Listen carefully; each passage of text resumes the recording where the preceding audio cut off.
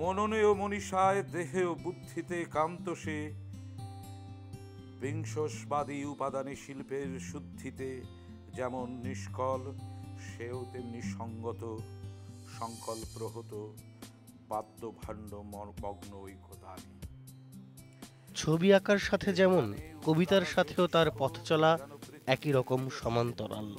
রং তুলি, ইজেল ও ক্যানভাসের সঙ্গে থাকে কবিতার বইও।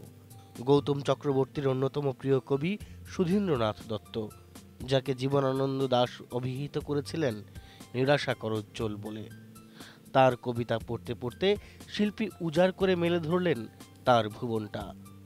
উপভোগ করার বিষয়টা হচ্ছে এরকম যে এটা ঠিক এক ধরনের ড্রাইভিং ফোর্স, এক ধরনের ড্রাইভিং ফোর্সের মতন কাজ করে, যে ধরেন এই কাজটা করছি, ঠিক জিনিসটা যদি আমার যা করতে চাচ্ছি সেটা যদি না হয়, তখন সেটা এক ধরনের ফেলিয়ার।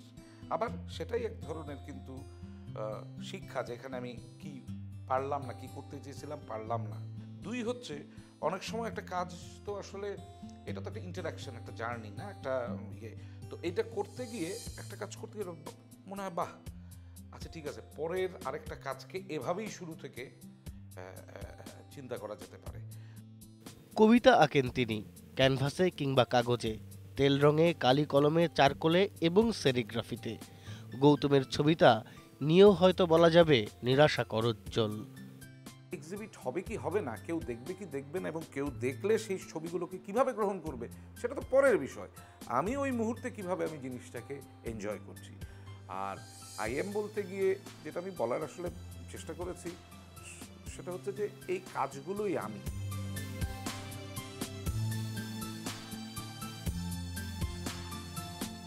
শিল্পের কোনো সামান্য কিছু অর্জন যদি থাকে, বা ব্যক্তিগত ব্যক্তি জীবনের কিছু যদি থাকে, এটা তো আসলে কোনো একটা দুঃখ, একটা বেদনা, একটা আনন্দ, এটা ঠিক আমার কাজ বা আমি, এটা একটা জিনিস দিয়ে ডিমার্ক করা খুব মুশকিল। আমার অনেক বেদনার সময় এই বিগত সময়গুলোর মধ্যে আছে।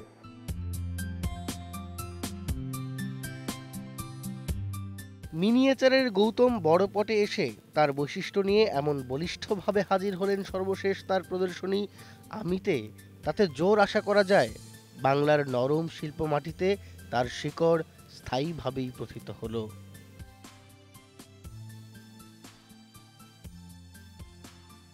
শিমুল সালাহুদ্দিন, ইন্ডিপেন্ডেন্ট নিউজ।